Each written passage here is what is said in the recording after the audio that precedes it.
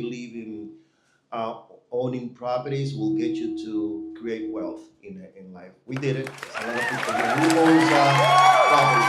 Raise your hand. Who owns more than two properties? Raise your hand. More than three? Good. Applause for Jamie. Next year when we do this, everybody's gonna raise their hand. Exactly. Let's go. Yes. So we have a lot of professionals here that came in today to donate their time to help you acquire a home if you don't have one, or maybe refinance one of your properties, or maybe refinance one of your properties and maybe buy another property. So we put a group together that they've been doing business for a long time, 5, 10, 20 years. They'll be here today, and they're gonna give you all the information that you need in order to acquire a second home, or maybe buy your first home, which actually, like I said before, that's one of the ways that we as Latinos or minority can actually create wealth through buying homes and properties. Wendy's gonna give the list of the people that are gonna be here today. Sorry. Good morning or good afternoon, everybody, and thank you everybody for coming, for donating your Saturday morning. We know we have a lot of things to do, but it's really nice for you to be here. So with that being said, I know this is a home buyer seminar, but this is like get your life together seminar because we're gonna have credit repair. We have financial advisor that's gonna help you get your retirement, your life ready for retirement. We have inspections, which is for your home. We have a lawyer that's gonna show us the process, what it is after you pick your house, what's gonna happen, and I'm missing somebody else. Oh, we have a mortgage. Of course, without the mortgage broker, we can't even start. So with that being said, we're gonna start with Jackie, right? Jacqueline, Is she please here? come to the front, one of our lenders. Yeah, so Jackie is our lender. Not one of our lenders, one of the best lenders. Applause to Jacqueline. And thank you, Jackie, for this amazing food, right, everybody? Of course. Yes. Thank you. Welcome.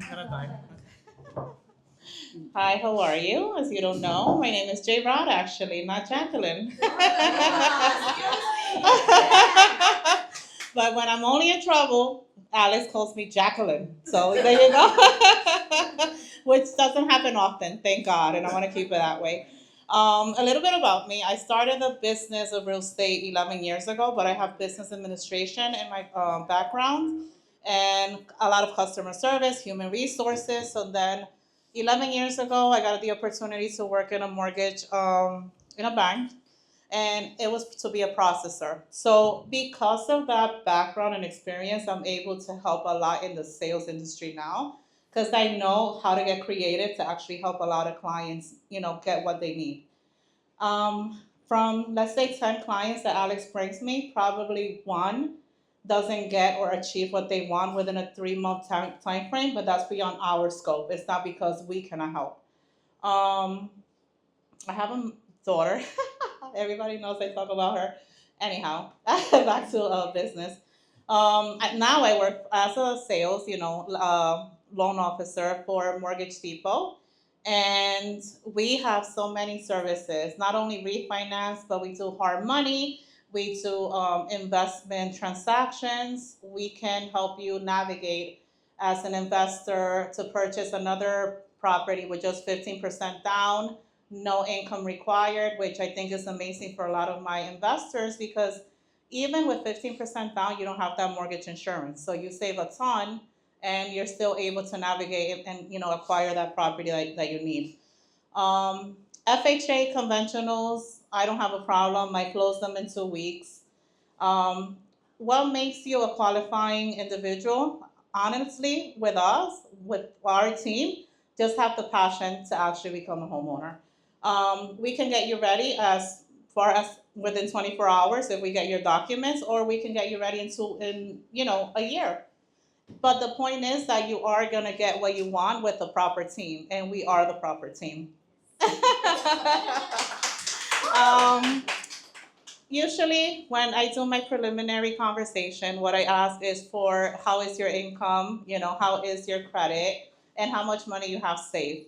Even though these 3 points are major, they're important, but we always find wiggle room to try to make it work in the event that you don't have that correct at that point in time. I've helped people buy a house with a FICO score of 580, and they're able to close. But then we have people that have a 580 FICO score and they cannot close because there's so much more involved in that 25-page credit report. It's basically a whole history of your life. It gets sent over to the automatic underwriting system in the mortgage because it's not only, visual, it's not a human. A computer tells me whether you qualify or not. And then, we find wiggle rooms to actually get you to where you need to be. We get a solution. Um, I have I-10 programs. Most of them only require 20%, but I can close you with a profit and loss. I can close you with just bank statements. I can close you with your income, or just a simple 1099 if that's what your employer is giving you. Bank statements are really easy, especially with I-10 employees, because we just go based on your deposits for every single month for the past 12 months. I have a lot of clients that they earn in 2024 $10 net proceed because they don't want to owe the IRS, but then they come to me at the right time and we navigate them and we help them achieve what they want and now, for 2025 tax filing. Um, what else?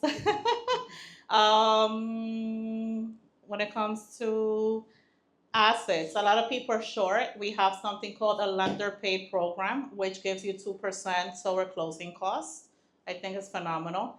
And Mortgage Depot, we actually connect and we work with a bank called United Wholesale Mortgage. They're one of the best lenders nationwide. They have the best competitive interest rates. I actually logged an FHA at 5.5 yesterday, and conventionals at 5.85. When I do my consultations with client, I tell them, listen, you want a house now, or you want a house, in another month? I'll get you to a credit repair specialist just to pick up that interest rate. You're a hardworking woman, you work hard for what you have. If you have a better interest rate, if you have a better FICO score, you have a better interest rate. Everything is defined, your interest rate is slowly defined by that credit score. So I always try to push people to just, let's work a little bit more, unless you're super desperate and you don't care and you just want to pay $200 extra toward that mortgage. Then we'll do whatever you want us to do. Does anybody have any questions? I think I covered a little bit of everything. No? Mortgage Depot. I'll send business cards along the way. A lot of people think that connecting with a realtor is the first approach, but in reality, connecting with a bank is the first approach because guess what? You're going to be in the right hands no matter what if you go to a realtor, because Zillow is evil. It will tell you to click on that realtor and then that realtor is going to qualify you. It doesn't work that way. However, working as a team, they're going to connect you with the right bank to get you that pre-approval. Without that pre-approval, you're not going to be able to purchase a house. You could want a house for $700,000, but once I qualify you based on your income, assets, and credit, you will probably just qualify for $400,000, or probably you can qualify for $1 million, sorry, and then you just can only afford $5,000 for your mortgage. So that's very important for us to know because we don't want to expand you. We want to make sure that you're in a comfortable place. A lot of people stretch it out. They're like, listen, I want to go max. But I tell them, listen, you have a babysitter, you have gas, you have that oil tank, you have this. You got to understand that not only is that number, there's so much more to life than just having a mortgage, even a vacation. So, so I go a little bit above, my scope as a professional. I don't just do it for the money, and I think that's what makes us different. I actually go out of my way and say, listen, I'm here because this is my profession, but just think about it. Don't over expand yourself. Just understand that there's so much more to life than just getting that high pre-approval. Once you get that pre-approval, I then release it to the realtors and they understand, how much you can actually afford your purchase power. And then they go ahead and they go everywhere nationwide to get, what you need. Once you get that accepted offer, basically when the seller says, I like your offer and I want to move forward with you as a buyer, then that's when Jamie comes along. And Jamie is so important. Jamie is the lawyer. We usually use him for a lot of our transactions. And not only is Jamie important, but then also the title, which he's going to speak to, a little bit about both. Yes. I have a question. In order for someone to qualify for a mortgage, how many years of tax return must they have behind them? If it's me, it all depends who you have, right? If you have somebody that's creative, I can definitely help you out with 1 year tax filing. And most of the times they'll do a conventional file if that's your first house with 5% down only. So, yeah. Yeah, because I know some require two, but you. That's them. Yeah. Any other questions? Yes. What about if you have, all the apartments rent? You still have your way out to buy a house, even if you have a like separate older apartment renting? Like you have a house already? No. No? Okay. You have Renting an apartment. okay. So then you're renting an apartment and you want to buy a I'm house. not an owner. Okay.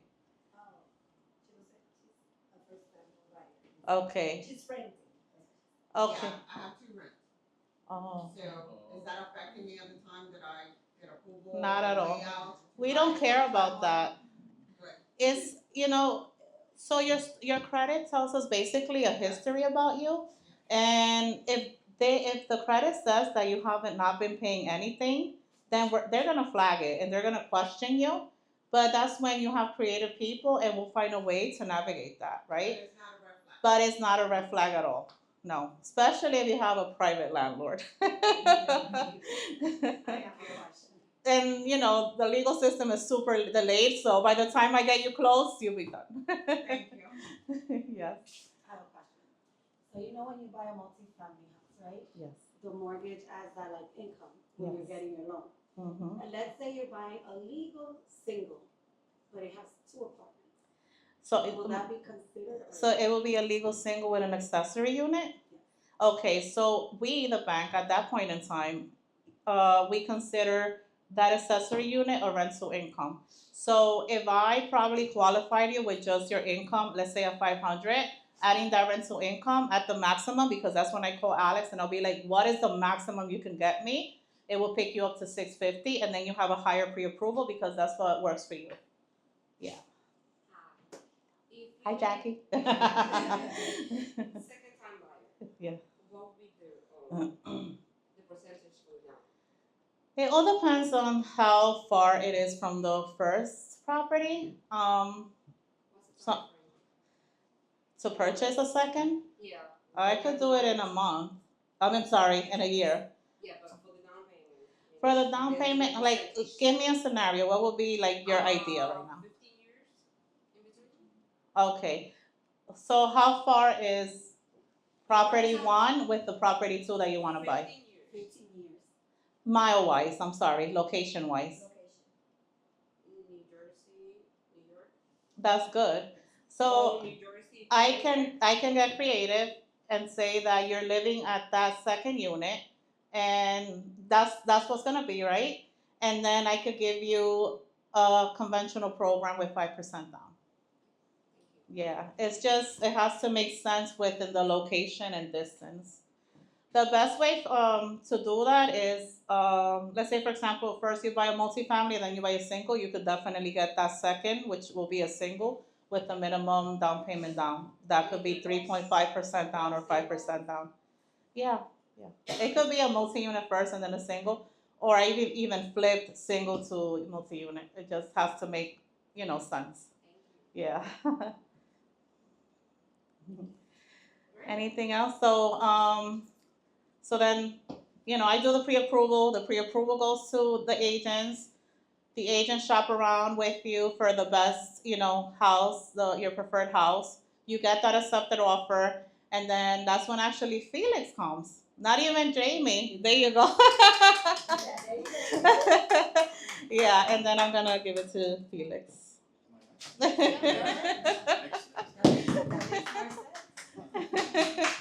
you so much. Thank you. Thank you, Jacqueline. Just want to say the reason why I work with Jacqueline, because there's a lot of lenders, there's lenders everywhere. But one of your minutes. Well, no, stay here. Stay here. Stay here. Come on. So Jacqueline, I had a deal. I had a client that was purchasing a home, and he got declined by 2 banks, right? 2 banks that I've been working with them for a long time. And I'm in a situation where like, wow, I want to put time into these buyers. I showed him a bunch of houses now. He declined. He can't do it. I don't want to, I wouldn't invest the time. So I heard about Jacqueline, from Ana Matos and Sarina. They were telling me, she's good. I was like, yeah, but I'm happy with the people that I am. But that until I wasn't that happy. So I called Jacqueline. I said, Jacqueline, listen, I have this client that, he got rejected from this bank and from this bank. Can you help me? I said, yeah, I closed it. I was like, what? He said, yeah, in 2 weeks, 3 weeks. I was like, you sure you're gonna do it? Yeah, just give me information, I'll take care of it. She closed the deal in 2 weeks.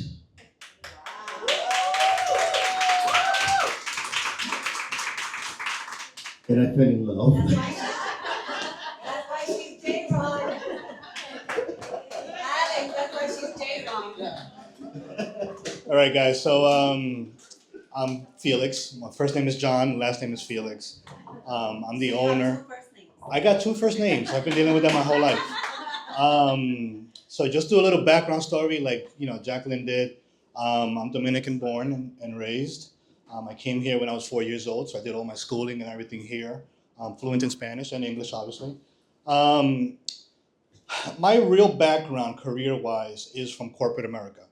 I was a corporate investigator for about 17 years. After doing corporate America and investigations, I just needed a change in speed. So I left the corporate world and I tried real estate. I started as a realtor. It was not my thing. I was always behind the scenes, right? Kind of looking at things from, the back end. And then all of a sudden I'm in front of people just trying to sell a house. It just wasn't my speed. But then I met a home inspector.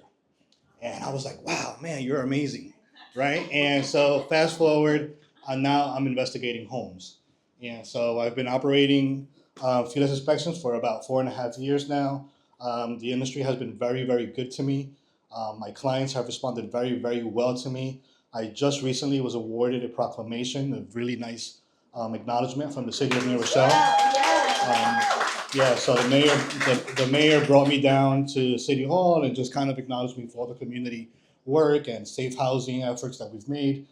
So we're slowly growing the company. We're looking to expand very soon into different markets, and there's different things happening within the company that's going to come within the next year. So I'm really excited about that. But what am I here to really talk about outside of just selling myself? You can find a million other home inspectors. I'm not the cheapest. I'm not the funniest, but I'm very transparent and I'm very clear. When you're buying a home, you're making a really big investment. Sometimes this is your life savings, right? You look at this office, it's beautiful. Fresh paint, nice AC, you guys feel really nice, floors, everything is great. But a home can make you really sick if you go into the wrong home. If it rains too heavy, water can come in through those walls, water can come in through those windows. Just out of curiosity, talking about air conditioning, which I'm going to talk about in a second. Have you guys ever turned on an air conditioner in your home, in your apartment, and the moment you turn it on, you get like this pungent smell, like a smell that just comes out, and then like 30 seconds later, it goes away? Anybody? Just a show of hands. I'm just curious. That's a lot of people. If you have an air conditioner currently that's doing that, I want you to go home after this, grab it out of that window and toss it out. Because what you're breathing is mold. Okay? And the reason that smell goes away after a few seconds is because you already contaminated the air in the living space and the property. And so now you introduce that mold, those mold spores, into your respiratory system. Okay? And that's why you don't really smell it anymore. So anybody that comes to visit you, anybody that enters that room, guess what they're going to get?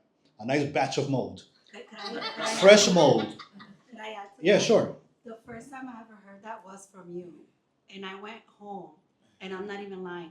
I went into my son's room and I saw it, and you never look inside.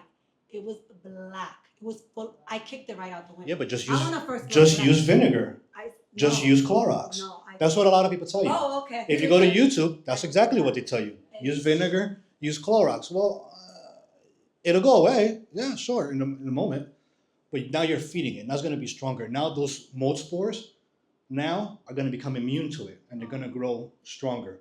Okay? Throw it out. That air conditioner was probably 5 or 6 years old, and you let it sit there. It just, it did its thing. So I say this to you not because I'm trying to put things in your head and scare you.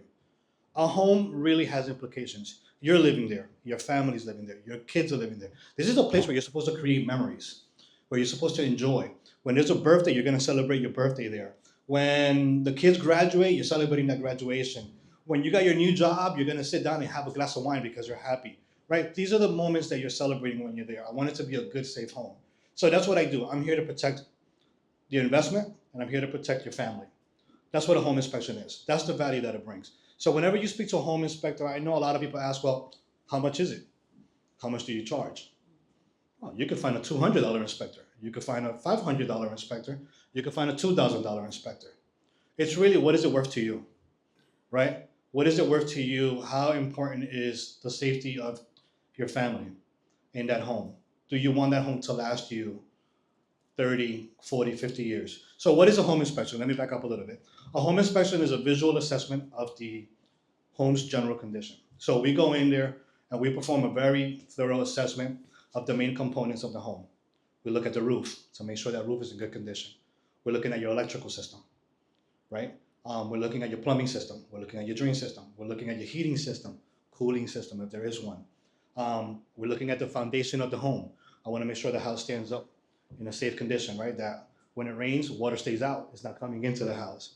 That when you turn on your laptops and your iPads, your new podcast that you're setting up in your office, that the house has enough power to support that energy consumption. These are the things that we're looking at, right? Once we're done with the physical inspection, we go back to our office and we generate a full detailed report about those defects. Now, what a home inspector is not supposed to tell you, or you're gonna ask, but we won't tell you. It's always the one question people ask. Should I buy the house or should I not buy the house? Felix, now that you saw the house, should I buy it or not? Well, that's not for me to decide. I'm not the one that's gonna live there. But what I can do is give you all the information. I'm that doctor, I'm that nurse. I'm looking at the health of the home and I'm giving you that information. I'm giving you that report card. You as a homeowner will decide whether that decision is a good decision for you, right? That light bulb is out. Is that a defect that will turn you away? No. The AC is not cooling properly. Is that something that's gonna tell you don't buy the house? Right, these are things that have fixes. So the idea is to talk about the defects with your home inspector, understand why those defects are there. And then you can make a good, educated decision on whether to continue or not. I'm not a contractor. I'm not a builder of homes. I don't fix air conditioners. I keep talking about air conditioners. I don't know why. I don't know. So a lot of times I'll say like, the AC is not working or the boilers need service. I don't know how much it's going to cost. So it's very difficult for me to tell you a number because a lot of people want to know, right? Oh, so this bottle doesn't seal properly. Well, how much is it going to cost me to seal this bottle? If I give you numbers, here's the problem with home inspectors. There's home inspectors out there that will say, you know what? This is going to cost you $5,000 to fix. Jenny, this is going to cost you $200 to fix. Alex, this is going to cost you $300. You're going to forget everything I told you about the house. What are you going to remember? 5,000, 300, 500. And then you're going to walk out with those dollar numbers in your head, and you're going to say, Alex, that home inspector, he said it's going to cost me $10,000, $30,000 just to get into the house. I don't want it. Let's keep going. I'm not a contractor. I could have given you fictitious numbers. So because we're not contractors, it's not in my best interest to give you those figures. What I will give you is peace of mind, right? I am going to tell you that this house is safe for you to live in. This house has the potential. Or I could very blatantly tell you, this house is 2 years away from having a structural major deficiency. What does that mean? It can probably continue to crack further, and that's gonna be something that you're gonna have to really work on later on, right? So it gets really technical, but it doesn't have to be technical. I'm licensed in the state of New York. I'm licensed in the state of Connecticut. Um, I deliver good news and I deliver bad news. But I'm giving you the real story of the house because if you're going to spend $500,000, at least you want to know what you're getting into. Talk to me, guys. How do you feel about home inspectors? Just give it to me. Lay it on me. Scary. Go ahead. Just shout it out. What are the number one hazards in New York State that cause homes not to close? Is it lead? Is it asbestos? Is it mold, as you mentioned? Yeah, so that's not a black and white answer, but it's a good answer. So just like she was mentioning before, when the bank approves you for a loan, it's all dependent, right? So to get you to close really depends on are you working with a bank or you're not working with a bank. If you're not working with a bank and you're working with actual money, hard money, then there's no limits, right? There's no real defects that you have to worry about. It's either can you deal with it or not. But when you're dealing with a bank, is it an FHA loan? If it's an FHA loan, that means it's a first-time buyer. There's certain guidelines that we need to follow. Not we, the home has to meet minimum requirements in order to be considered a habitable home. If it's a conventional loan, it meets different requirements. So things that we want to look at: chipped paint is never good. A bad roof is never good. Your boiler needs to work. You need a refrigerator and a stove that is operable, right? These are basic essentials needed in order to safely habitat a home. If those conditions do not exist, we will communicate that in our report, and then your attorney jumps in, and he's the one that's going to put the language in there to protect you going forward to make sure that it's something that you guys can work out or not. But that's a fantastic question. I thought you were going to say windows, because I ran into windows. Windows are important. Windows are important. I was just giving you a skim version. Hey, you got more to say? No, thank you. All right, cool. Anybody else? I saw some hands over here. No more hands over here? Yeah, what's What that? is the like no thing that you tell a person that is that house? Yes. That you- So I respect three things very much: water, electricity, and the foundation. Those are three things I find really important, right? Structurally, it could be a crack in the foundation. If there's a crack in the foundation, that means the house has shifted, right? What would cause a house to move and crack? Well, let's say that this is the house, but our neighbor next door is doing an extension, and he has big trucks, and they're moving dirt. That movement of soil can impact his home, right? You added an extension, and you didn't have the proper supports in your house, so the weight from upstairs is damaging your foundation. Electrical issues. I go into a lot of homes, and the houses are undersized. Does anybody know what that means? Undersized? On level it? Sorry? On level it? I can hear you. Is it on level? No, I mean undersized. In an electrical system, what that means is there's a minimum expectation of electricity a home should have, and that's usually about 100 amps. I go into certain homes that are older, and they have 40, 60. What happens in today's time? You got your podcasts, your laptops, your cameras, your TVs, everything is streaming. You're pulling a lot of electricity. If your house cannot support that, your breakers are going to trip constantly, right? Potentially become a fire hazard if they continue to trip, or if it's the incorrect breakers. So these are things that I look at. Water. What is another thing? If your roof is leaking, that's a no-no. If the foundation is leaking, if your windows are allowing water to come in, it causes bigger issues because then mold will grow. Your walls will get saturated. Paint starts to chip. I mean, I can go on. So that's kind of what it is, right? So there's things that are really important. Please, and I would get on my knees and beg you, please do not skip your home inspection. $600, $700 for an inspection. It takes us about an hour and a half, 2 hours, depending on the size of the home. You're gonna get a lot of information. About that potential home. But then you know whether that investment is worth it going forward. Okay, guys? I think somebody had a question on that side. Mr. Attorney, I know you got a question. Yeah, one thing that I see commonly in inspection reports is double tapping regarding your breakers. Your breaker panels. Why is that an issue?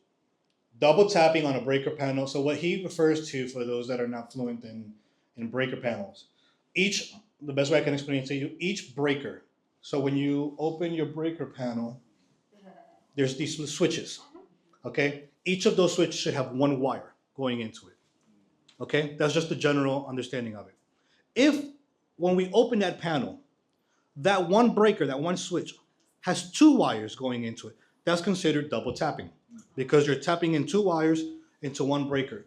Those breakers are not designed to give out multiple outputs. So you're really, that breaker is at risk now of heating up and overheating. And if it's the wrong wire, if it's the wrong gauge, it gets more technical now. If it's the wrong gauge, those two wires now will connect, they will spark, your whole panel's gonna light up on fire. Okay? So it sounds horrible, but it has serious implications, and it's something that needs to be addressed, you know, So who should evaluate that problem? a licensed electrician. So we identify the potential risk, but we will always defer it to someone from that specific field. So if it's a plumbing defect that I find, I want a plumber to back up what I'm saying. I want an electrician to back up what I'm saying, because that's what's gonna give it substance, right? So when your attorney is prepared to speak on your behalf, he needs to be able to have the tools necessary to argue those facts. Does that make sense? Did I answer your question? Yes. Yes, ma'am.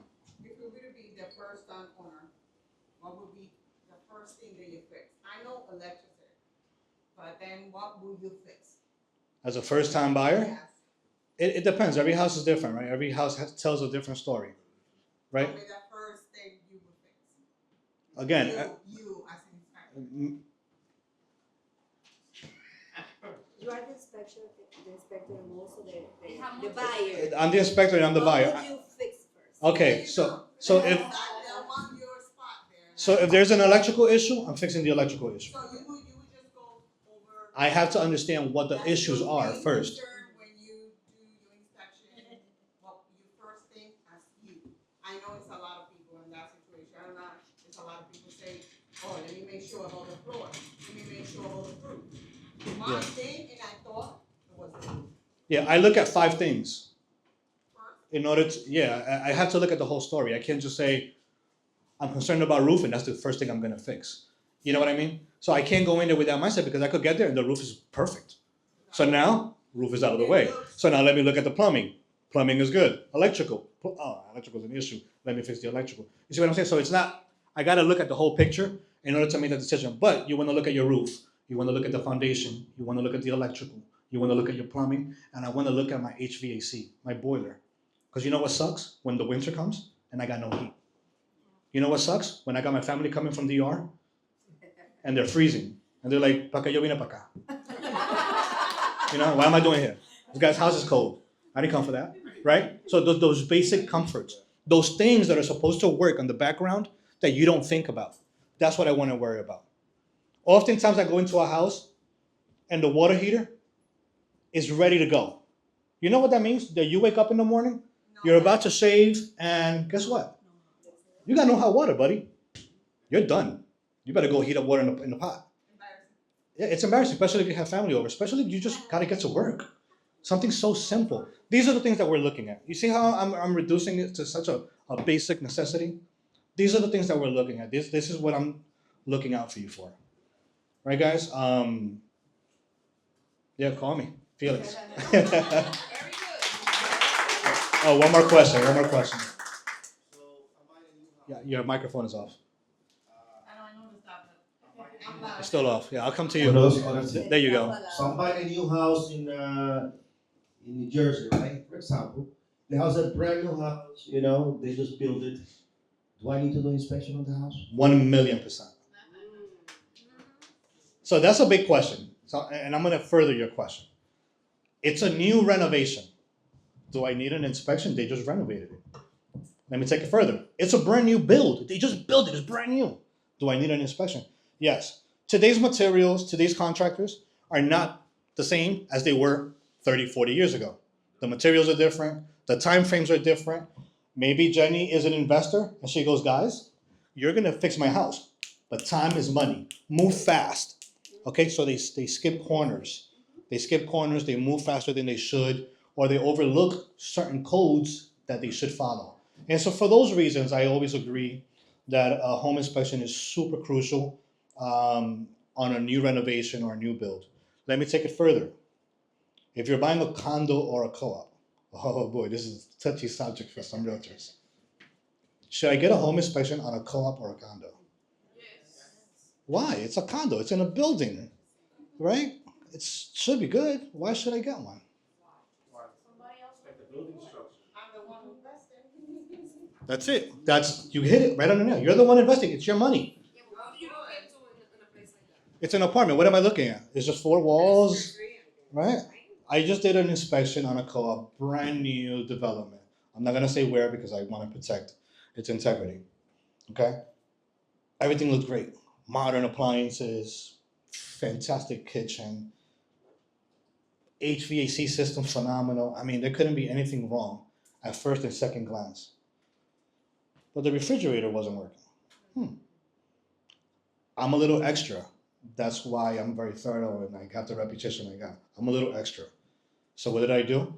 The refrigerator, you ever see those cabinets that has those panels on the side of the refrigerator? Just to give it a nice look? I pulled the whole refrigerator out. No wall, exposed plumbing, exposed electrical, no fireproofing. I could see the apartment next door. Exactly. What? Got in touch with the board. There's HOA fees that cover this type of stuff. And they made the repairs within a week, sent me updated photos and videos to make sure that I'm okay with it.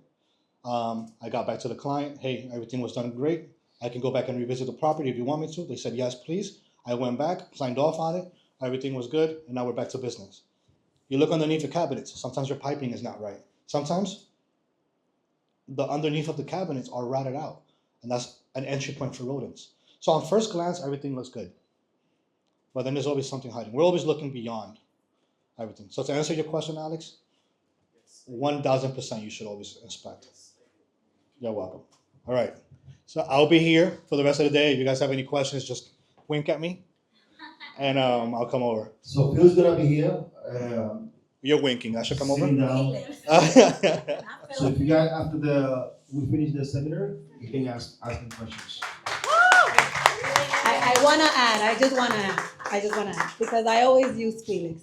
And it's so funny because I never had a seller call me, because usually I represent the buyer.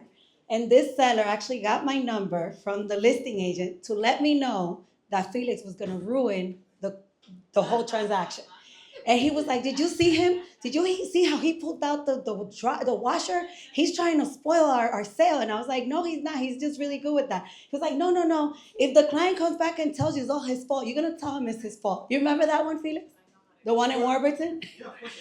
This guy called me every day to ask me if the buyer was still gonna buy it because of Felix.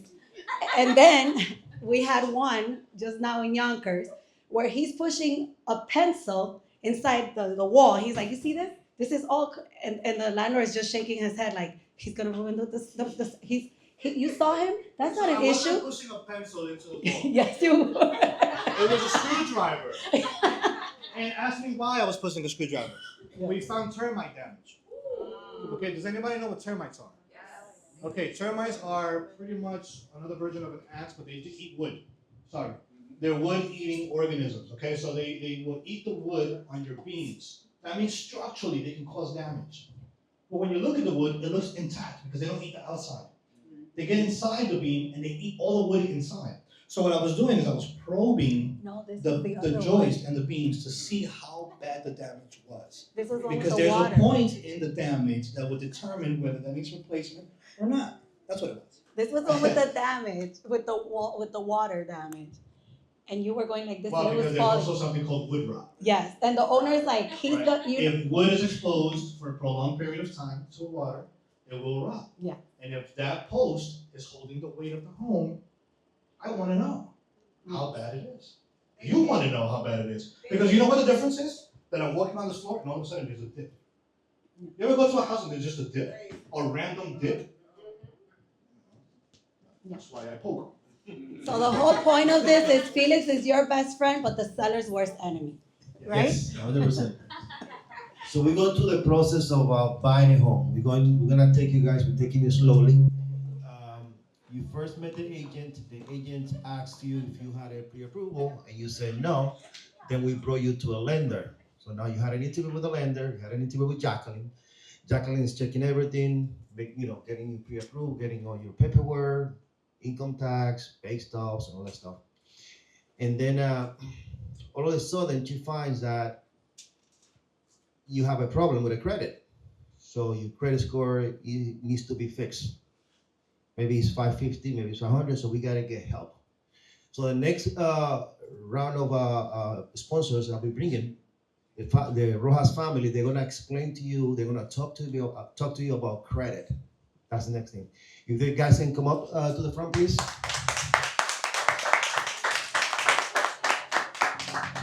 So I always have to add something.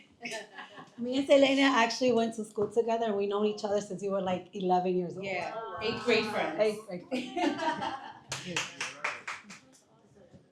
Hello everyone, good afternoon. I'm Selena Rojas, this is Juan Rojas, and we're owners of Wall Street Money. And what we do is we're changing everyone's life. We come from the Hispanic community where we weren't taught about credit repair. We don't know the importance until we get to the point where we have an emergency, we need a car, we need an apartment, we don't get approved. And so here we are. Personally, of course, I had bad credit at one point, and I didn't know how to get out of it. A lot of people charge so much money, or we've heard about a lot of customers that do start the credit repair industry, but they don't get the full extent help. So they'll get started, but they won't finish. We like to hold our hands with our customers from the beginning to the end. So the process is pretty simple. We'll ask you for some logins so we could do a credit evaluation. From there, we have our team go ahead and start working on your file. Now, we do have clients that come with a 400 credit score, some with a 700 credit score. And these 700 credit scores won't get approved because you have late payments, you have a bankruptcy. It's a lot of little things that people don't look into where you might question, why am I not getting approved? Why didn't I get that loan? Why only got a $100 credit card? It's because of those little minor factors. So what we do is, not only do we help you repair your credit, but we also educate you on how to keep your credit high or get higher. So that's what we do. And my husband also does the funding. So once we do credit repair, we can also help you get fundings for whatever business and investment that you may have, and we walk you through that process as well. So I'll let him say his part on the lending part. Hello guys. I don't do much speaking. She handles everything pretty much. But yeah, so like she said, just to do a real cap everything she said. So yeah, so we help with the credit repair. So we basically help people get approved for loans, homes, cars, credit cards, anything. And we pretty much can remove anything off your credit. So like if you have bad student loans, with bad payment history, or a loan that you had bad history with, and you still keep paying, but we have a way that we can actually remove it off your credit. So like that, when you go for the banks, you can either get more money or you can get approved for the home, because these things can hold you back. And then I take care more of the funding side also. So after we do the credit repair, I help with personal loans, 80% more personal loans than business loans. We're actually putting a team together for business loans, but we'll help with the personal loans. So you can, help you get whatever you're trying to invest into. So we pretty much can remove anything that shows on your credit. Anything that's on your credit, we can get it removed. And sometimes it could take days, sometimes it could take months. All depends on the person's file. What else can I add to it? Does anyone have questions? Yeah, for now. Do you guys remove, like, when you apply for a credit card and they made a mistake with your name, like they misspelled your name? Yes. You guys fix that? Yes. So part of the credit repair is removing, because everyone is supposed to only have one name, one address, one phone number. If you have anything else, it should be off. Yes. So what we do is we first start with the demographic information and we clean that up. Because by cleaning that up, that also helps with the credit repair and the verifying. So we wanna make sure that's cleaned up first. So once we do that, then we start the repairing of the credit. And that also, to add to that, just real quick, 1 second. That helps with the funding side when we clean that part up, because the banks, when they see that you have multiple addresses and names, they see you as unstable. They see you as unstable, so that's part of the reason that a lot of people get declined for loans or get low amounts in loans. You know, yeah, of course. But if you own another property, right? You live in a place and you have property that you own. Doesn't that, are you supposed to reflect on your credit report? Well, if it's a purchased home, that's something we don't touch. For a mortgage or a mortgage that's already been paid, you want to keep that. Because that's, that goes hand in hand with something that you've purchased. Because by taking that address away, we're also taking the risk of removing that account from your file. So we don't wanna do that. As well as the inquiries, a lot of people have 20 inquiries, 50 inquiries. However, if those accounts are open, you wanna keep those inquiries in your credit file, because if you remove that, you're taking the chance of removing that account and getting it closed. Can somebody remove a mortgage, Absolutely. from your report? Yes. And- We've removed bankruptcies, we've removed mortgages with 120, 160 days of late payments. So we do remove those. Without your approval? No, that's illegal, no. Okay. It has to be approved, like once we do a credit evaluation, we'll go through every account that's gonna be removed and we tell you why it's affecting your credit. So anything that's negatively affecting your credit file, then we'll advise you to remove, but at the end, it's up to you, it's your credit. But it could happen, somebody could remove a mortgage from Yes. your credit report Yes. and it won't show up. Yes, it's very possible. Anything that shows on your credit, we can get it removed. No, Anything. that doesn't show. Yeah, but I'll after. talk to you guys about it. Okay. Yeah, so back to the address, it's like if you used to live in one address and you move somewhere else, those addresses, the ones that we're talking about, will remove because you have no history or nothing attached to the address no more. So it helps when it comes again back to the loans and things that you want to get approved for in the future. You have a question back there? I was gonna ask you, can you get the student loan removed? Yes, we remove student loans all the time. It's not- Now, one thing I want to say, we do remove the student loans. That does not mean you don't owe the student loans. It means we're removing it from your credit file. So they can't come saying, hey, I can't approve you. You have all those student loans. They're late, they're in default, they won't be there. But you and the student people, y'all gotta figure that out some way, somehow. Or maybe they just won't reach out no more because that contact will be blocked. Because what we do is we block these creditors from ever entering your credit file. So it's not like something, oh, we're gonna remove it 30 days and then it'll come back. It can come back if it's verified. And then we'll just start, redisputing. However, our main goal is to remove it forever. So we don't stop until it's removed. So it's just not absolved, it's just. It's removed from your credit From your file. credit. Understood. Just Correct. okay. What about timeshare? If it's on your credit file, we can remove it. Anything. I've seen collections for $1. Yeah. Like they're super petty, they do a lot of illegal things. So another way that we use repairing is because a lot of people don't know, but all 3 credit files, they're supposed to match to the T. They never do. They do. Never do. And that's how we start disputing, because why is Experian and Equifax not matching? But TransUnion has a higher score. So now we take TransUnion and we fight against the other 2. So that's, So I got a question. You're using the term block and remove. So if I were to use a credit repair agency and they say, hey, we removed X from your account, but it's technically blocked, how do I know if it's blocked or removed? you get everything that we do, you'll get notification via email and your house. So the same reports that we see, you see. You have access to your Experian, TransUnion, and Equifax. So it's not something that will be hitting in the background. It's something that we both have access to viewing. And you'll get receipts through the mail, through email, Right, so but they that will would- let you know. But that would show that it's no longer there. Right, But and what I'm it'll talking- say deleted, and then Experian will send you a letter saying, this company has been blocked. Got it. Correct. Thank you. You're welcome.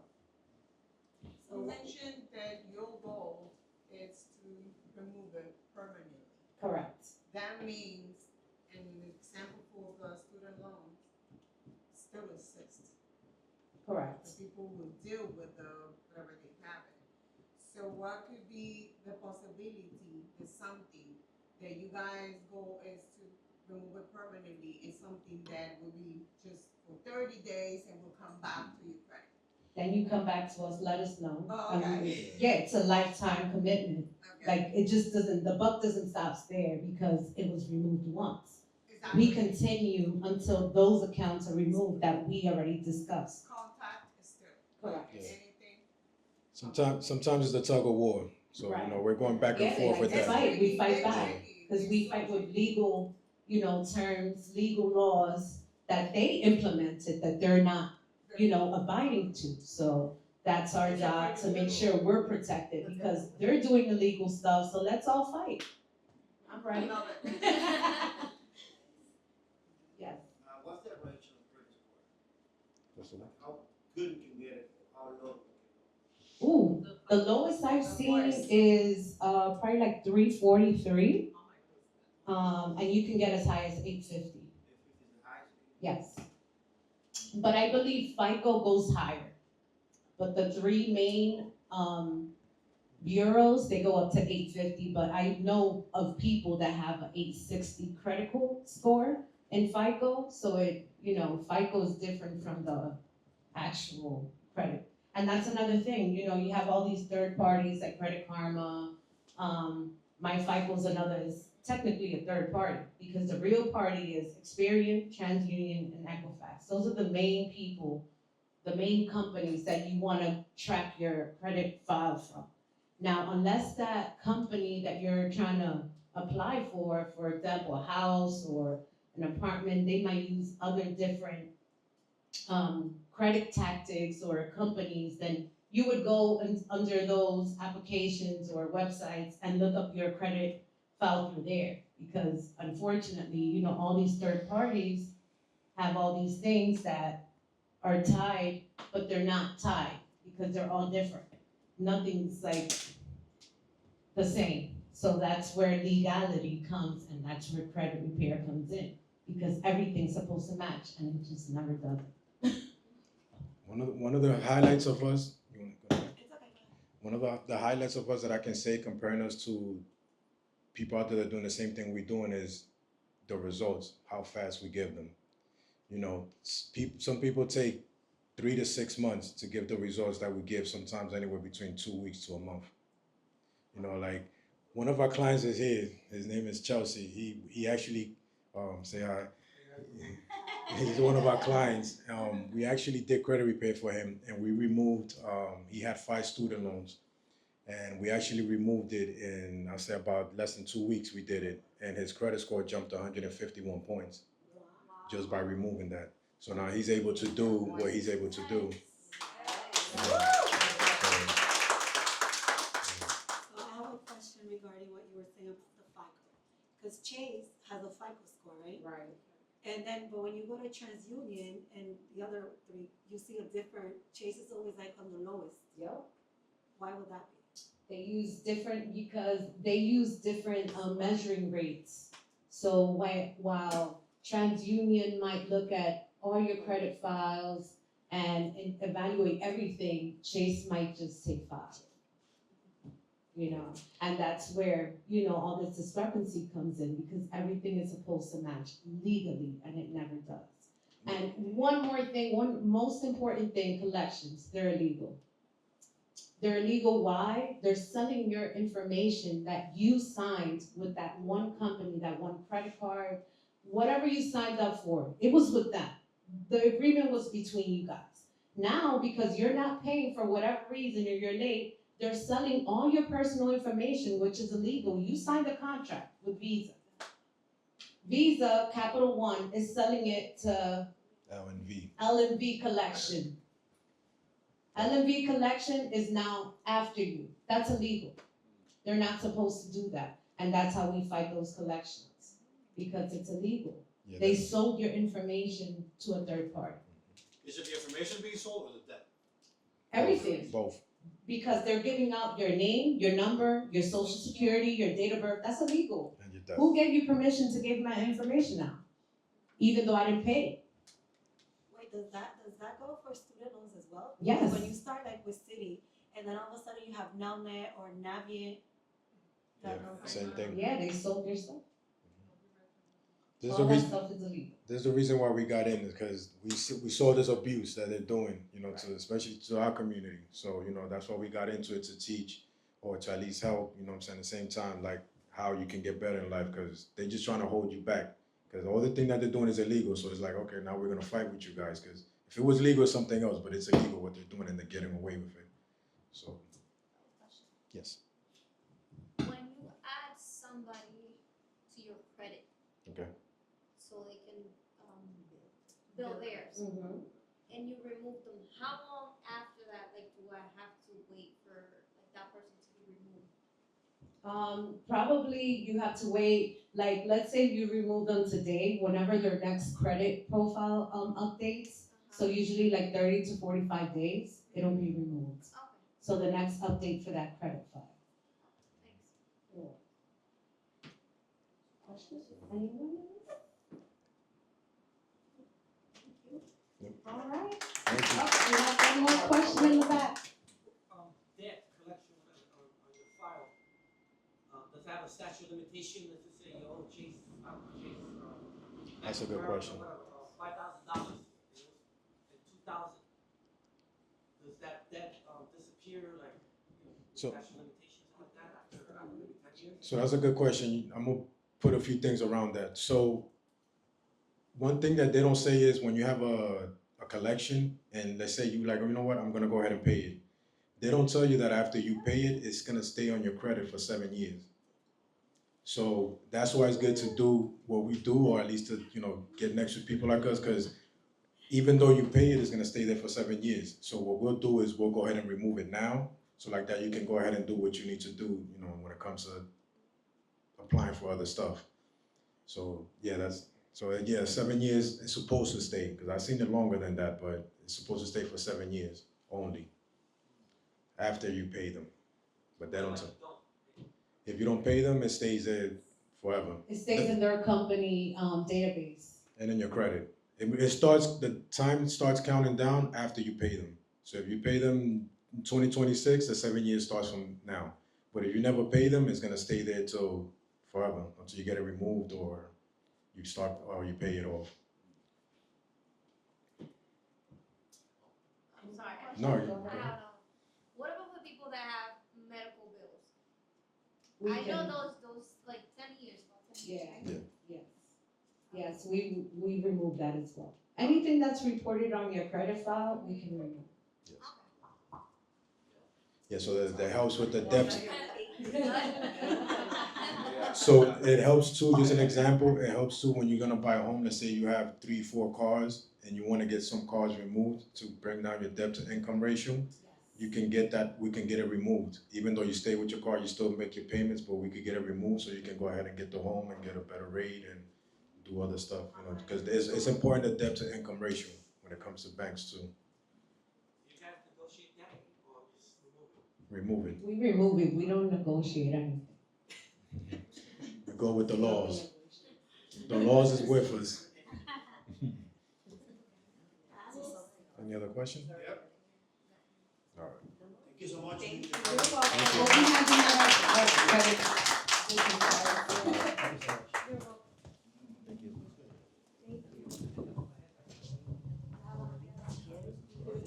Okay, so So wait. how was that? Evelyn says we're gonna take 1 second for everybody to refill their cups. Vino de la jefa. Yeah, just 1 second to Everybody refill your cups, come on. We wanna take the time because I don't want anybody rushing out when we're done. So we wanna take the time to thank, J. Rod for hosting us today. Well, not hosting, but patrocinar. ¿Cómo es patrocinar? Sponsoring us, yes. For sponsoring us, the food, everybody's talking about the food. And we just wanna give you a token of our appreciation. Yeah, so the food comes from this Mexican restaurant called Slavish. I love her. She's my personal friend. They have a few franchises in Queens, so she drove, to bring it. So I'm like, you better bring me your food. Oh, nice. Yeah. Come over here. We got some flowers for you. Oh, that's America. Thank you. Wow, mi amor, Really thank you appreciate so you. much. Thank you. Thank you. Beautiful. I love flowers. Early Mother's Day. Thank you. I appreciate it. So you're And gonna you call the guys next. have to try Voy a llamar al the otro speaker. they have dulce de leche inside. Okay. So Mornecito has cookies and cream and dulce de leche, and then Galvez has pistachio and dulce de leche. It's so cute. Yeah. Very nice. Sorry. Pon un merenguito, Ale.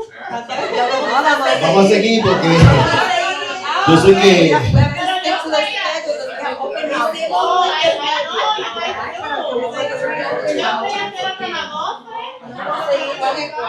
I know those mimosas are getting there, so we're gonna be dancing some bachata and whatever.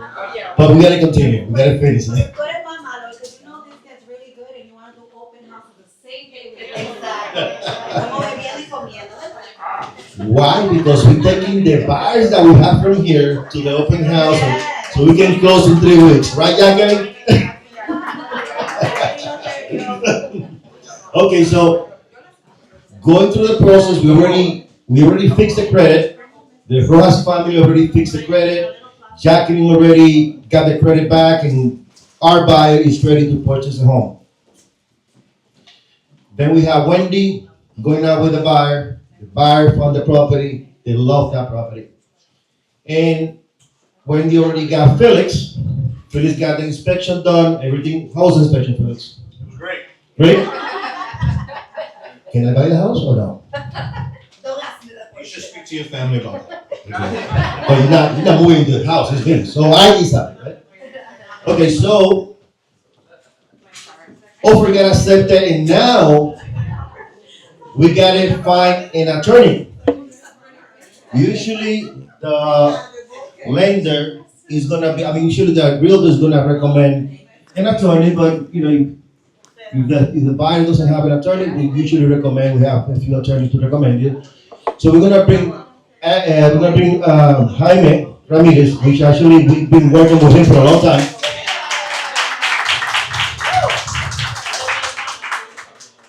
Jaime has helped me not only in real estate, but all the stuff situation that I had. I had a rental problem here a while ago, and he helped my client. So he's a good man. Thank you, Jaime, for coming. Good afternoon, folks. So my name is Jaime Ramirez. I've been an attorney for 41 years.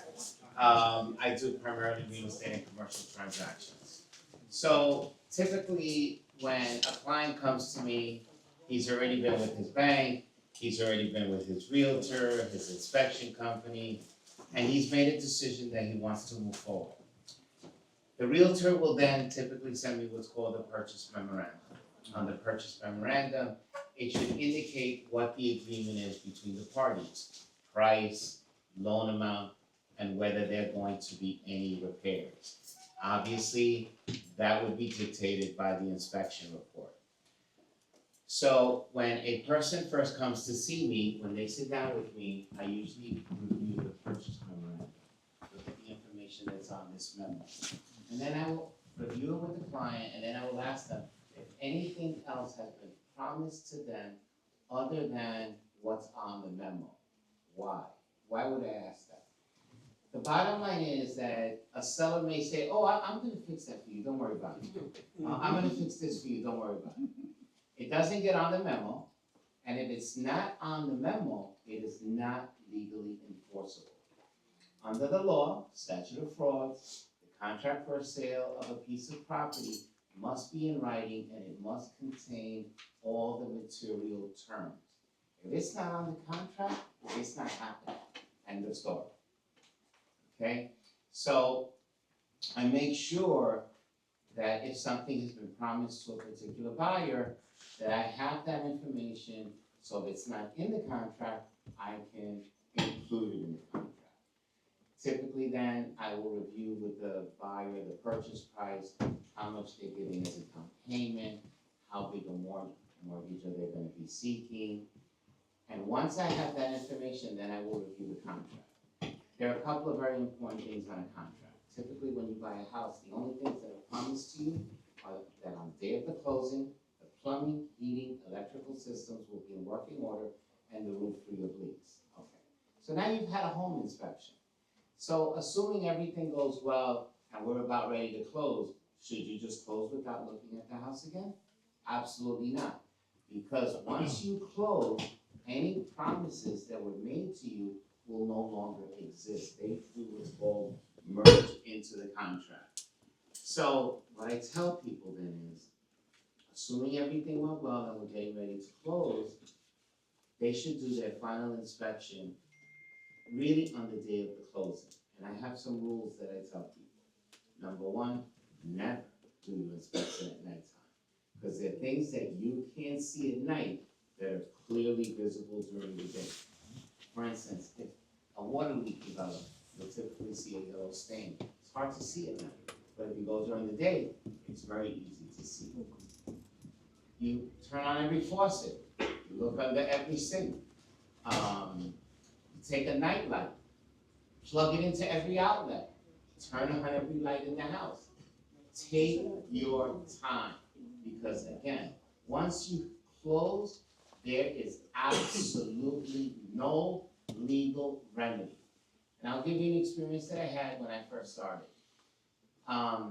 Somebody recommended a client to me, and he was buying a house allegedly from a friend. And I give the same speech to all my purchasers. And at the closing, I asked the client, did you go see the house yesterday or this morning? He said, no, the guy said he was in a rush. I couldn't, he didn't have time to show me the house. So I said to him, well, didn't I tell you that if they didn't let you see the house, you should just say, there's no problem. I'm gonna call my attorney and I'm going to adjourn the closing. He said, yeah, but I didn't think it was necessary. So I said to him, are you sure you wanna close? Absolutely. We did the closing. The next day, early in the morning, I get this frantic phone call. It was that client yelling and screaming. I said, what happened? He said, I went into the attic, then I could see the sun shining. If you had gone during the day, that wouldn't have happened, right? And I said to him, I can't help you. If this person is your friend, you need to call that person up and work it out with him now. Because if I call his lawyer, this person's gonna say to me, Ramirez, take a long walk off a short beer. I'm not getting involved with this. So it's very important that you work with your realtor, get that final inspection done. Another thing that we do is we will order, Sorry to interrupt. In that final inspection, is the home inspector there or not? No. That's why it's important that you take your time. It's important you know that. And you take your time, write everything down, and check everything. Now, if you've had a home inspection, you know what the inspector was looking at. So what should you do?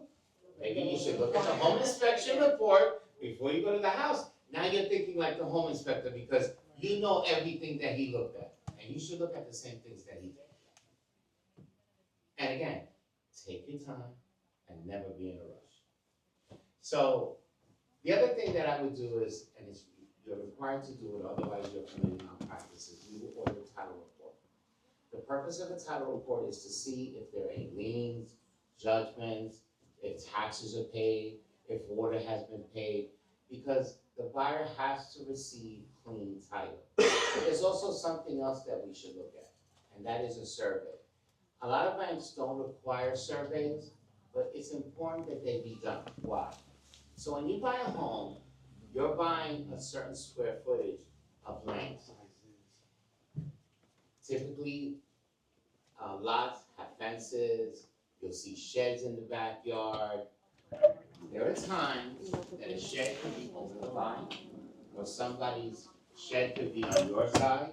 There could be a swimming pool that has passed the property line. A lot of things. Upstate, you also have to worry about septic tanks, but that's not something that we really deal with in the city. And if you don't do a survey, you can never be sure what the foundation if somebody else is potentially on the property. Somebody can have a shed that crosses over. And we see that all the time. Why? Because after people buy their homes, if there are no fences, they get really sloppy. And they put stuff wherever they want. And sometimes they'll put a fence, and the fence is in a completely wrong place. But you will never know that if a survey is not done. A survey can cost typically around $1,000. Some people will ask their lender, do I need to do a survey? And the lender might say, well, we don't require it, and they don't do that. But that does not protect you. The fact that you don't do a survey could harm you. And it's important to get it done if you can. And again, once you close then, you will receive what's called a title insurance policy. Your title insurance policy is your guarantee in the future, number one, of the size of the lot that you own, and that when you bought this property, there were no liens, judgments, or taxes that pre-existed other than the mortgage that you got to buy the house. So that's probably the most important document that you'll receive. Then there are issues about the kind of title insurance that you get. So there's a title insurance available called a TIRSA policy. In order to get TIRSA insurance, which is the best kind of title insurance, you must have done a survey. If you didn't do a survey, they won't give you a TIRSA policy because TIRSA covers against certain claims that without a survey, the title insurance won't issue this policy. Again, sometimes it costs your client a little bit more, an extra $1,000 or whatever. It's a good idea to get it done. And more importantly, if at any point in the process you have questions, don't be afraid to email, call, and ask your questions. Because a well-prepared client is a good client, and it makes it very easy when you get to closing to ensure that all those important points that needed to be covered have been covered. And also, you want to review the contract just before you close, because if there were repairs that were promised to you, you want to make sure that those repairs were done. Okay? Questions? Can you give me the name of the policy that you said? TIRSA. It's TIRSA. RSA. Thank you. You're welcome. When they do the survey? I'm sorry? Who does the survey? The title company. The title company will order a survey through surveyors that they work with, because they're gonna wanna make sure that the survey is properly licensed. A surveyor is actually a physical engineer, so he has a very specific education and licensing requirements. Yes. In your own experience, Jaime, would you recommend it to absolutely must do survey or not? I would think that you should absolutely do a survey unless you're buying an attached home. In an attached home, it's not as significant, but you should absolutely do a survey. So let me give you a for instance. There was some talk about new construction and whether you should do a home inspection. So I was involved with a client that bought a brand new house. Didn't want to do a survey. Well, the house has a certificate of occupancy, everything is hunky-dory. When that person went to sell his house, 10 years later, it was discovered that the house was 1 foot over the property line on the wrong side. How do you fix that? Well, you can cut the house, or you gotta pay your neighbor a lot of money. 1 foot, the entire house was 1 foot over the property. It was devastating. So it is a very, very big deal. And the last point with respect to inspections, I think it's something that's very important. If a house has an oil tank, if you see any kind of a leak, that has to be dealt with, and I'm gonna give you an example. Just yesterday, someone came to see me, and while we're doing the interview, he says to me, oh, by the way, there seems to be a little oil leak from the oil tank. I'm like, a little oil leak. Do you know how long it was leaking? No. Do we know when? Okay. So let me tell you what the problem is. When you have an oil tank leak, and particularly if the floor that the oil tank is on is not concrete, or if it's under the ground, you will never know how much oil has leaked into the ground. Oil contamination can be a huge problem. And that requires analysis by a specialized individual. Because if you go to repair this oil tank, and the company that's doing it is doing a good job and is licensed, they're gonna report this oil tank to the Department of Environmental Protection. And they're gonna come out, and if there's contamination, all that soil potentially has to be removed, which could, well, it could cost from $10,000 to hundreds of thousands of dollars. Wow. I've seen a case on a farm where it cost almost $300,000 to clean the soil. So that should be a big deal.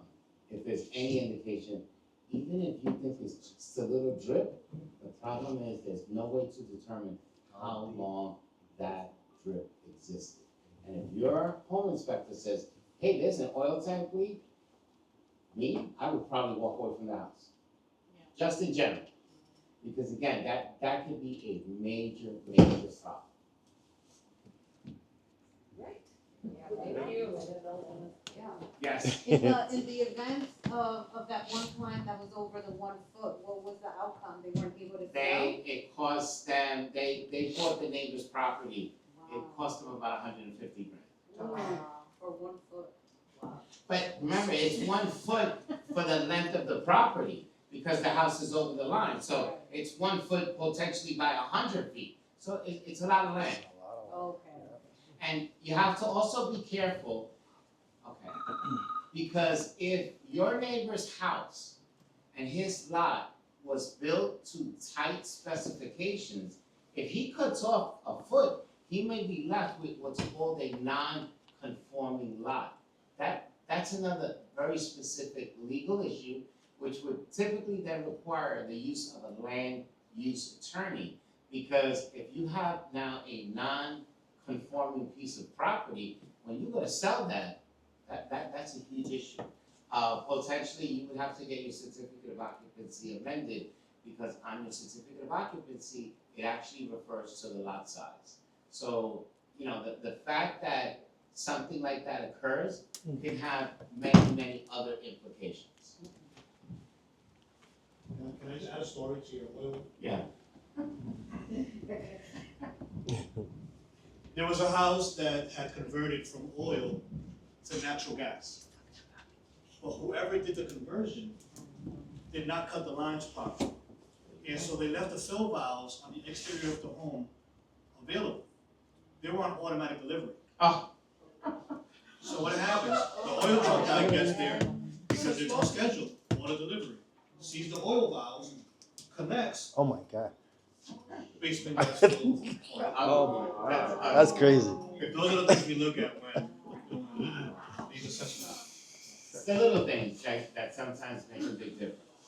And the company that removed the tank, they were crazy not to remove the fill valve. Very good. Yeah. Because, They have to sign off on that stuff. Right. To his point. okay, so again, those are some of the things that need to be looked at. And again, so it's very important from a realtor's perspective, but from the buyer's perspective, pay a lot of attention to your inspection reports. If something is promised to your client, make sure it's on the purchase memo. Make sure this information gets to the right people so that everyone's protected on the day of the closing. Because again, once you close, all bets are off. You have a new owner, a new landlord, and if there's a problem, They don't it's care. their problem, They don't. no one else's. other questions?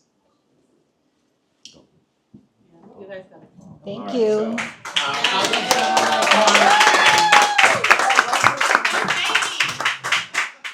How do you handle meets and bounds? So if I have a property and it's a shared driveway, for example, what does that mean?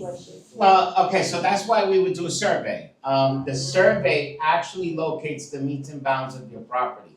So the lot is measured by its meets and bounds. That's how it's registered in the property records, and that's how you know exactly what you own. And without a survey, it's impossible to match the meets and bounds of what you think you're buying with what you're actually buying. I just did last week a property on Spencer Drive in Country Club where a fence is in the wrong place. And the neighbor's fence is on this buyer's property. And we had to negotiate a boundary line agreement because the buyer didn't want to move the fence because it's a really pretty fence. But the neighbor from next door had to sign a document indicating that he knows that his fence is on the neighbor's property. So in the future, they can't take the property by something that's called adverse possession. If a person has a claim to a strip of land, for instance, and that claim exists for more than 10 years, and it's under the claim of right, a person could say that he now owns it. That's how, by having a boundary line agreement. If you have a person who has a claim of right to a piece of property, meaning that he is openly acting as he is the owner, and it's his actions are notorious to someone else's interest, that person, after a certain period of time, typically 10 years, can file an action for adverse possession. And now that person can say, that piece of land is now mine. I got a question, in my personal case, my backyard and my neighbor's backyard is divided by huge rocks in between us. But they're really heavy and expensive to move. I want to put a fence to separate us. In order for me to do that, I have to sacrifice 2 to 3 feet of my line. So technically, I'm giving it to them. Well, And not giving it to them, but anybody looks at it, they'll think it's their property. that is correct. So how do you avoid that? With that boundary line agreement. Because what you're gonna do is before you put your fence, you're gonna go to the neighbor and say, hey, this is our survey, this is what I own, but I need to put the fence here because of the rocks. You need to sign something that says that you know, even though I put my fence here, I still own up to here. And that's the document that would protect forever. What if they refuse to sign? They want Then you they have move a those problem rocks. because either you move the rocks, or you put your fence over the rocks. And I've seen that. I saw a case where there was a retaining wall and there was an issue between the neighbor. So when the fence was put, it was actually put on top of the retaining wall. And I can't file anything with the city to say that? No, you really can't because the city's gonna say, hey, you guys have a problem, remove the rocks. Are you able to answer the question? Yeah. Okay, so I don't know if you heard, but in the news, it's been saying that property is being stolen from people. Okay. After you buy your house, how do you protect yourself if the deed is already under your name? What Okay, else could you do? So typically, that happens where a house has been paid for. So and what happens is we have something called ACRIS, and anyone can go online to see who the owner of a piece of property is. And not only that, you can check to see if the person has mortgages, If they pay their taxes? if they're liens, if the taxes are up to date. So what happens is that people that do this will look, and if they see that a house does not have a mortgage and they'll look to see who owns the house. Is it an elderly person? Is it a house that has been vacant for some time? And they'll do a deed transfer. So all you need is a notary who is not honest, or you need to steal the notary's identity. Let me give you an example. I'm a notary in New York State. A year ago, I got a call from the FBI.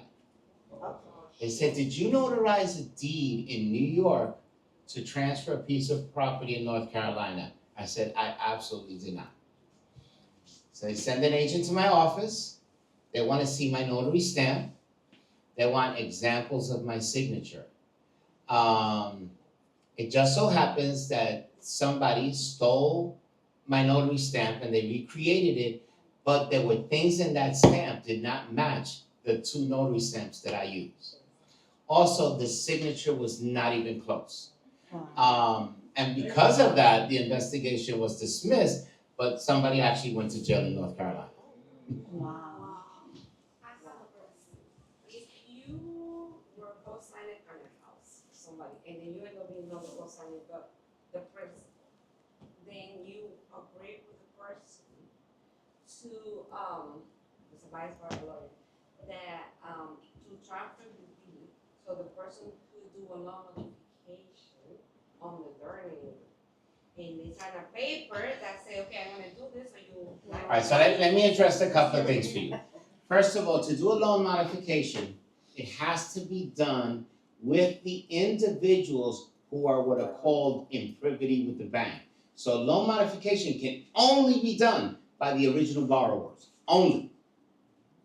Now, if someone else has been added to the deed in the meantime, typically the bank is gonna say, you gotta take them back off the deed.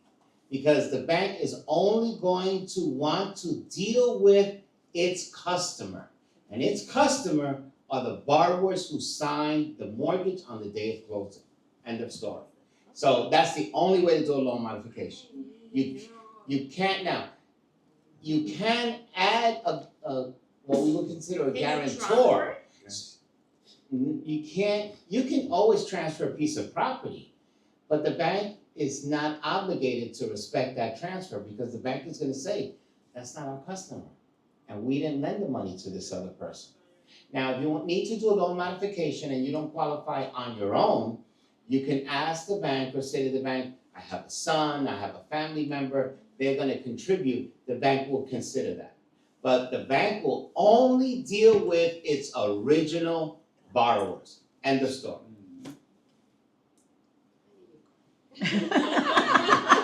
ASAP, right? No, I need your Any other questions? Very informative. Thank you. No, I appreciate it. Thank you so much. And I'll leave some of my cards. You guys can always call me, but I'm gonna say this to you. Sometimes I'm not in the office. I spend a lot of time out of the office. If you can't reach me by phone, the best thing to do is to send me an email, and eventually I will respond. Okay? Thank Thank you. you.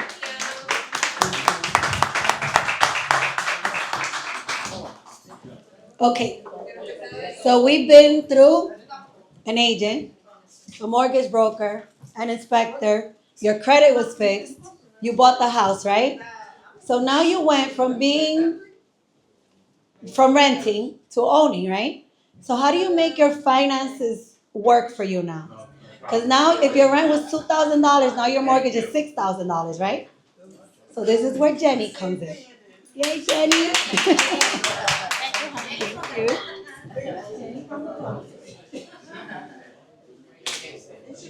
Hello, everybody. It's a little bit later on. I'll just wait till we get settled because I want to.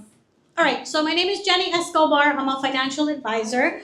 I've been in business for 26 years. Same firm, same franchise, same everything. And I started my business when I was 20 years old. And the only thing I knew about money was that I had none. Who can relate to that, right? I was like, oh my God, what am I gonna do? So instead of me standing up here and telling you about the importance of making sure that you have life insurance, because now that these lovely folks have gotten you into this home, if the person that's paying the mortgage dies, what does the bank typically do? They will come back, and they don't care if you have children, if you're mourning, the bank will come back. Now, the bank is a wonderful institution. They're just doing what they're supposed to be doing, right? So we're gonna talk a little bit about life insurance. I could stand up here for 15 minutes and give you a whole speech and a whole PowerPoint, and I'm going to absolutely lose you. So I need 2 couples, or 2 people that wish they were couples. Come on down. We need 2 couples. You're not gonna have to do any math, don't worry. You won't have to add or subtract. We need 2. Ya se casaron. Ya se casaron. They got married. Come on down. Don't worry, it's fun. It's fun. It's fun, I promise you. Woo! We got 2 couples, we're good. Oh, so let her come. You could be her wife. You could be her wife. It's a progressive life. Woo!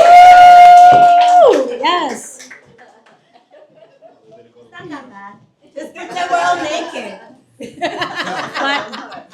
But so now we're gonna have some fun. All right, so we're married. Okay, so let's give these people an identity. So this couple, where do they live? You guys get to tell them what they do. We're building up their life here. He's a pilot. A pilot, okay. Un piloto. Excelente, usted piloto, muy bien. Good job, girl. You know? Okay. What does she do? Is she a stay-at-home mom? Does she have a part-time job? Does she have a business? What does she do? She's a social worker. All right. Okay, very good. ¿Te gusta o no te gusta? Sí. You like it? Let's just say yes. Never. She doesn't like it. Too bad because... Administrator, I think someone's administrator, yeah. Too bad. That's what you're going to be for the example. How many kids do they have? How many kids are we giving them? 2?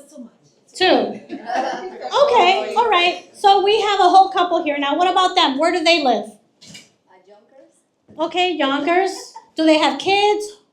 How many? 4. Why is everyone?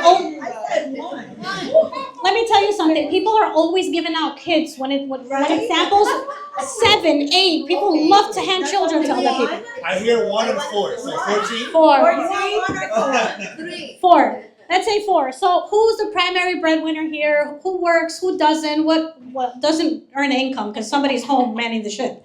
She does. Oh, she's the primary breadwinner, or she's home? Primary breadwinner. Okay. So is this a trophy husband, or does he have like a part-time job? What do you think? Okay.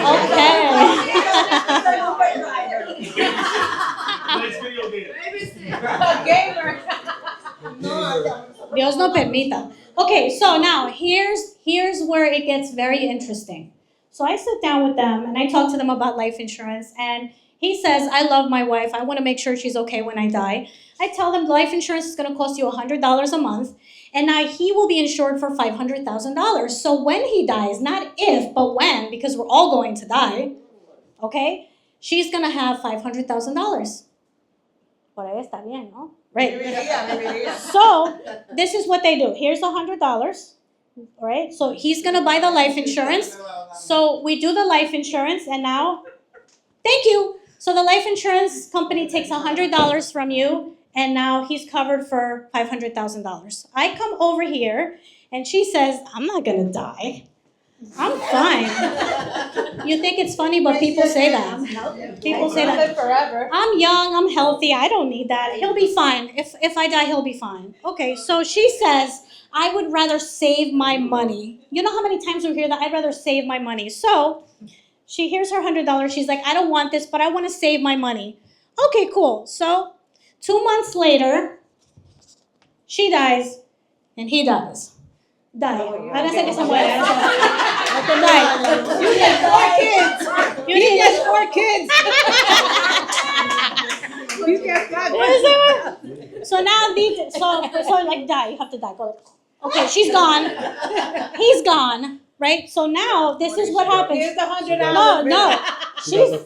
So check this out. So now, look what happens here. I'm gonna just. He died, right? Okay. So now you get 500. You get $500,000. Things are okay. They're not great, but she's happy. Look at her. Look at her. She forgot he's dead. She forgot forgot that he's gone. So now, she deserves it, by the way. We all like. There you go. Didn't I say Con that? interés y todo. I get it. Yeah. Okay. So now I come to this lovely people here, and so she was saving $100 a month. So she dies 2 months. How much is he gonna get? 200. Here, so let me give that to him. Actually, he gets nothing because he's got to pay for burial expenses. Oh, we forgot about that part, right? Okay, so do you see the importance of having life insurance? And not just life insurance in your job, because that doesn't count. Life insurance outside of work so that your family is okay. All right, thank you guys. Thank you. You have it. Good job. We have to do. Get him good. Híjole. Okay. Sí, usted está bien. He's okay. All right. So what I learned from today was that we need to throw our ACs out and we have to get surveys. I'm petrified, right? I gotta throw our ACs out and we need to get surveys. It's crazy.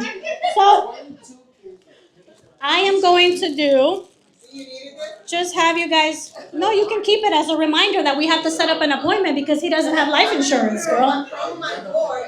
Yes. Yes, what's your question?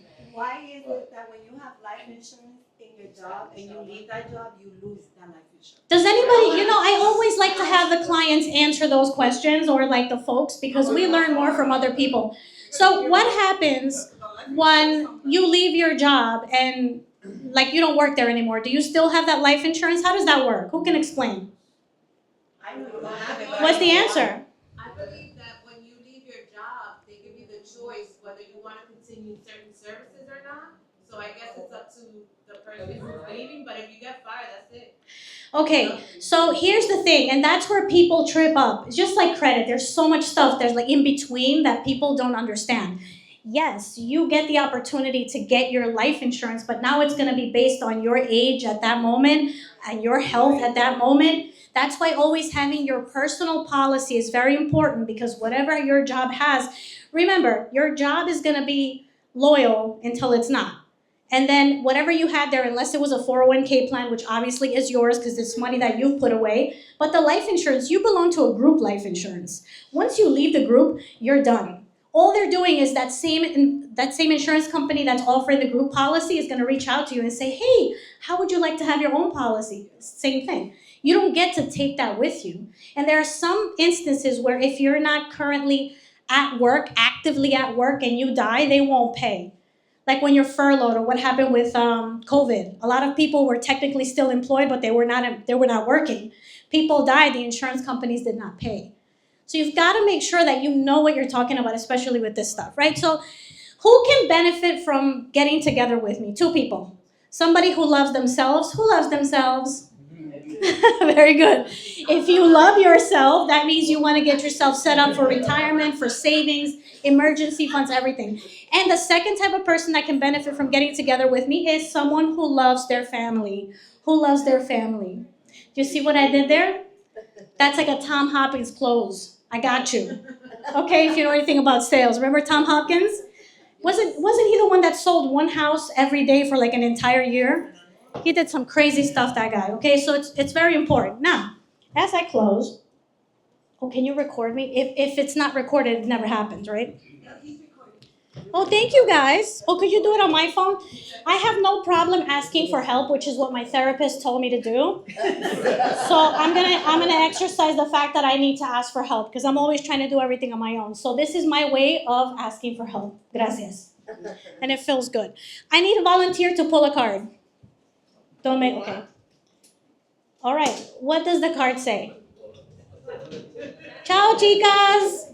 Que pasen bien. Nice meeting you.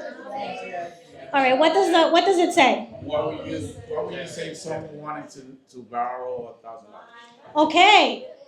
So here's some stuff about finances because a lot of us don't talk about it. Here's a question. What would you do if someone wanted to borrow $1,000? If yes, would you expect the person to repay it or would it be a gift? It's a borrow. It's borrowing, so you expect them to pay it back? So I handle my money in 2 different ways. If someone comes to me and they ask me for money, I'm gonna gift it to them. If I have it and I wanna give it to them, I'm gonna say, hey, it's for you. You don't have to pay me back. Or I'm gonna say, absolutely not. And I love you, and if you're my friend, it's not going to affect my friendship. Yes or no? That's how you find out you're real friends. Especially when you start to make a lot of money, people notice. All of a sudden, they come out of the woodwork.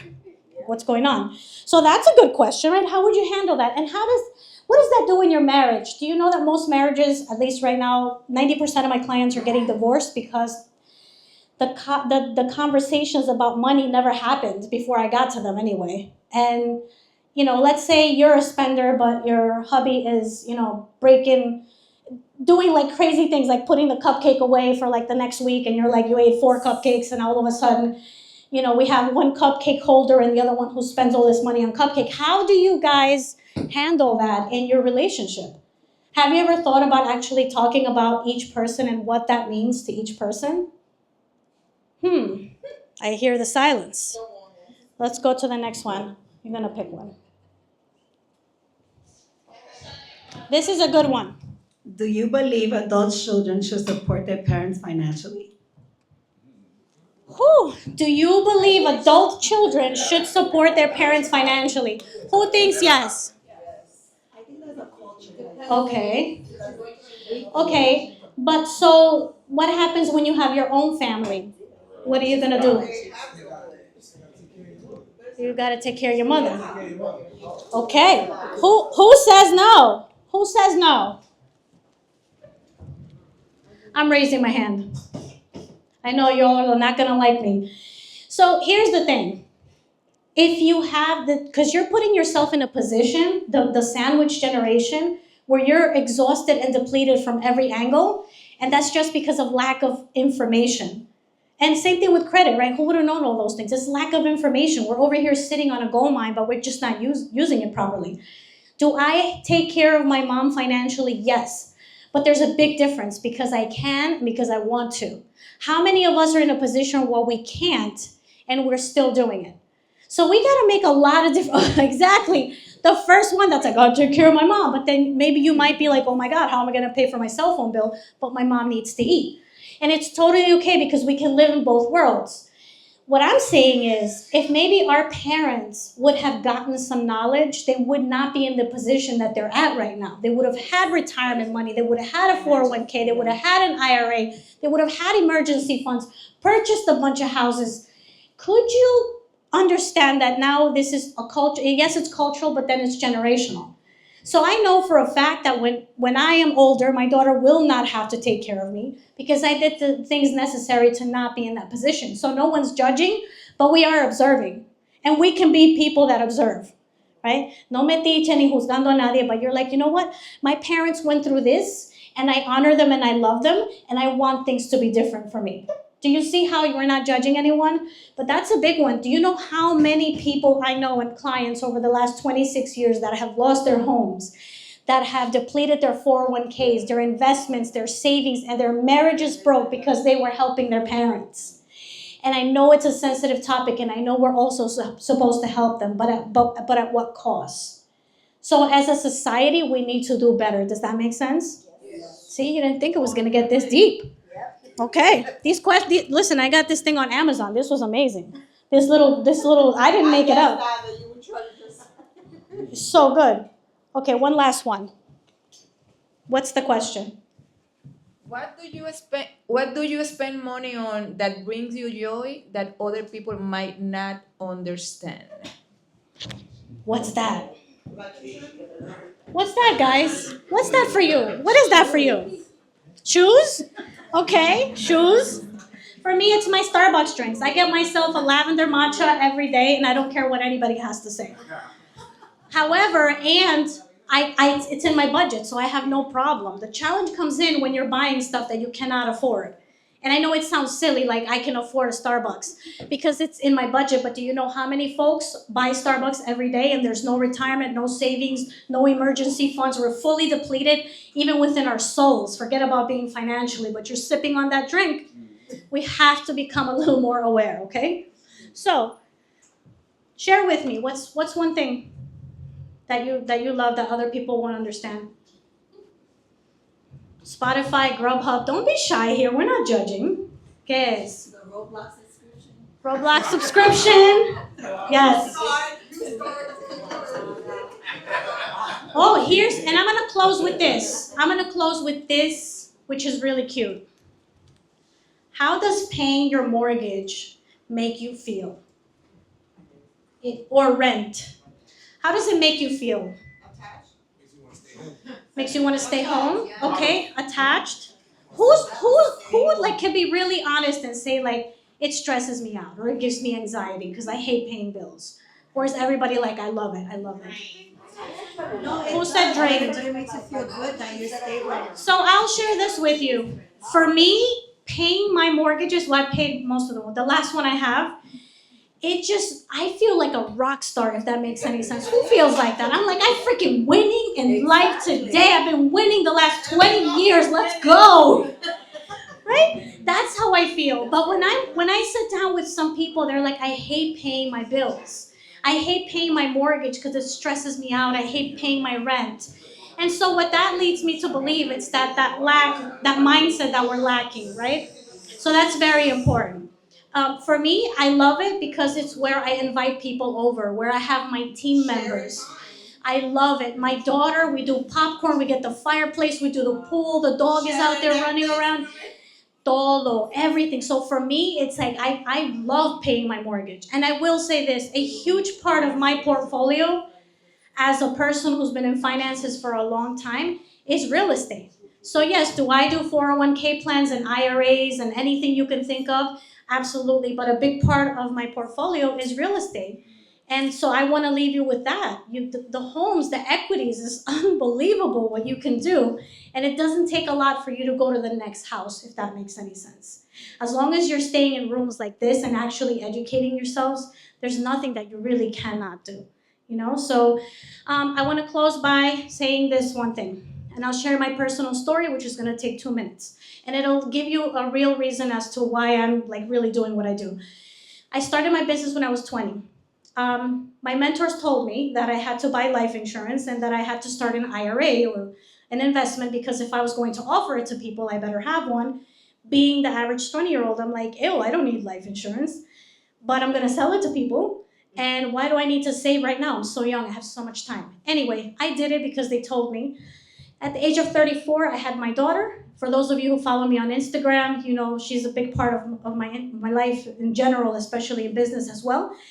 At the age of 36, I got diagnosed with cancer. Wait, no, this is a good thing. Think about this. 10 years later, it's crazy, but the amazing thing was that when I found that out, I went back to when I was 20, and my mentors told me to buy that life insurance. Because once you have cancer, you're almost always uninsurable.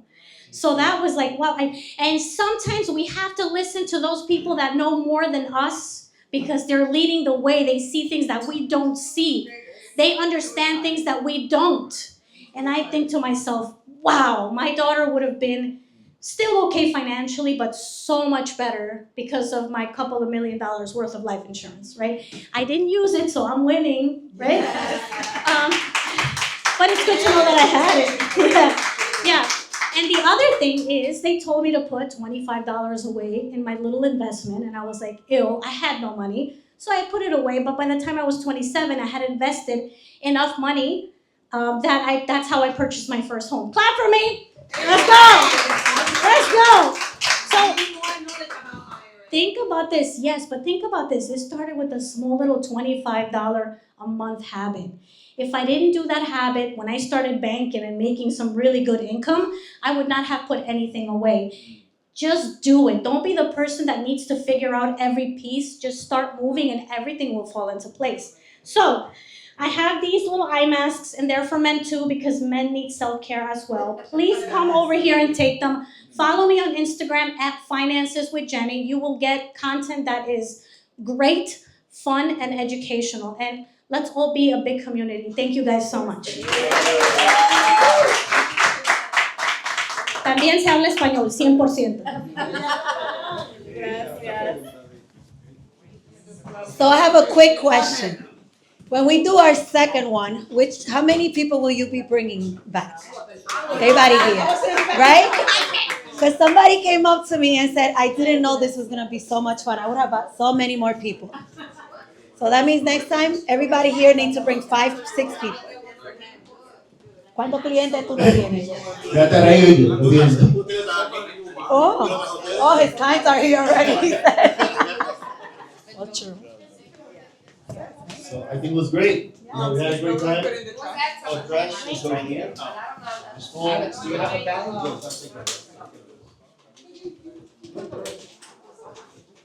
So everybody had a good time? Yeah. Good? Everybody learned something? Yes. Okay, good. That's the How whole was the point. food? How was the mimosas? Who likes the mimosas? Yeah. How was the food? Otra mimosa. How about the information that you got today? Guys, nothing is for free, okay? That's right, nothing is for free. Right now, you got free food, free drinks.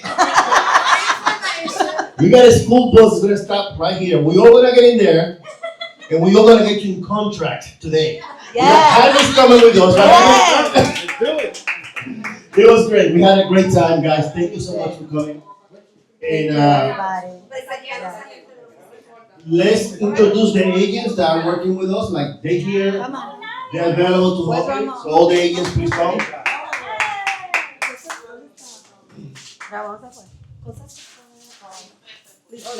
All is that left.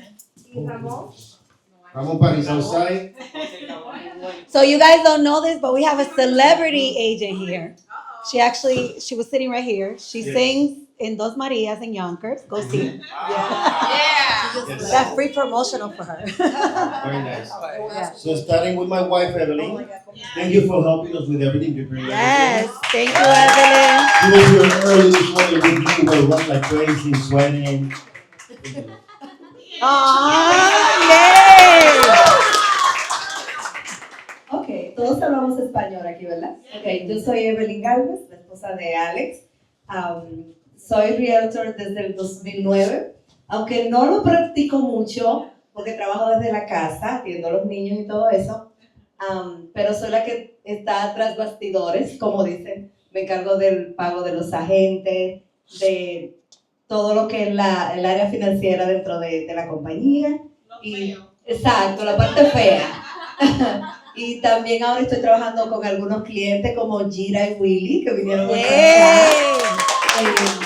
muy contenta de estar aquí, toda la información maravillosa. Como agente aprendí muchísimo hoy. He ido a muchísimos seminarios, pero de verdad que la información hoy de cada uno de todos ustedes es maravillosa. Aprendí muchísimo y gracias.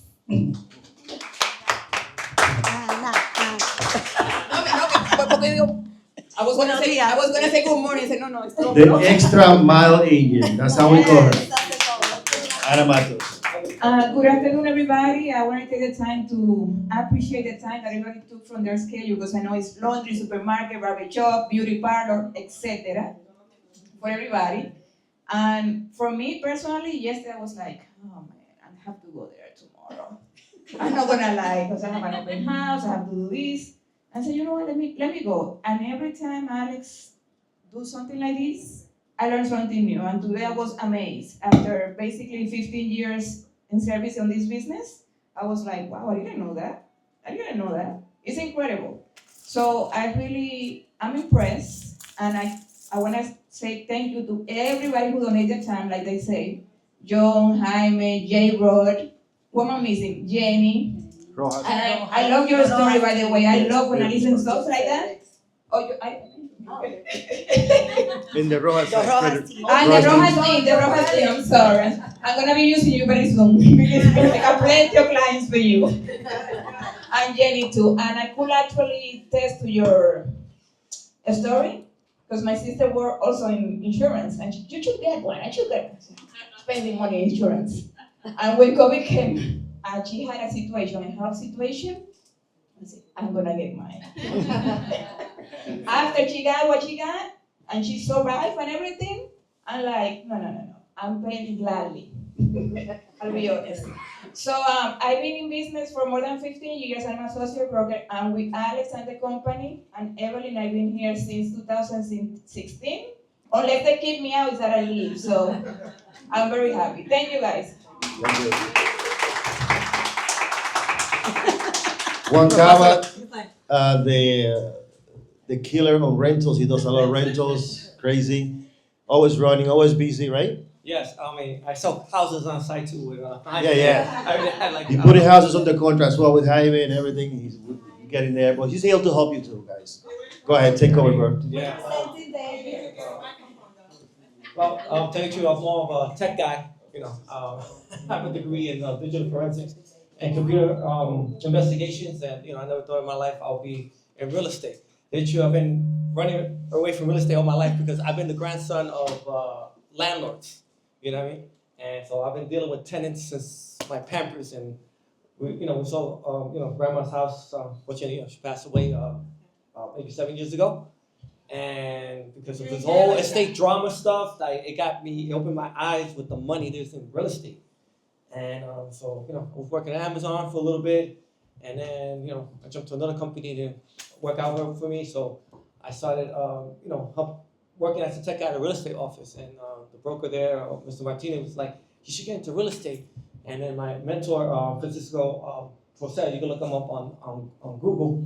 He's a master of mortgages, fighting banks and so forth. Said you should get into real estate. And then a friend of mine, Luis, who introduced me to Alice, said, look, I used to work at Salvasura, and I got into real estate, and I'm making more money than I could ever imagine. So, so I was looking at real estate schools online, and I looked at the New York Institute of Real Estate, maybe sometime downtown. Mr. Martinez was like, you know what, just do that online, and I signed up with a super agent, and I started my real estate career with them online, and then when I passed the certificate course, I studied with prep agent, and I passed that. But anyway, fast forward. Originally, I was gonna work here at Century 21 with Alex, but then I got my friend, my mentor introduced me to Velez Realty, and I called Alex. I canceled, so I was with her for a couple of years, but I ended up with Alex at the end. We all end up over at the end. I'm 24/7. I almost work Sunday to Sunday. I have no life. You do have a life. You're here. How many landlords I have? How many landlords? Right now I'm in contract with one of my landlords. Who owns a property over there by Westchester Beach, and with Hyman over here. So it's very stressful. I'm so busy. I even have my fiance help me out because I cannot keep up with the demand. Well, that's a good thing. So the business is going good. That's a good problem. I tell you.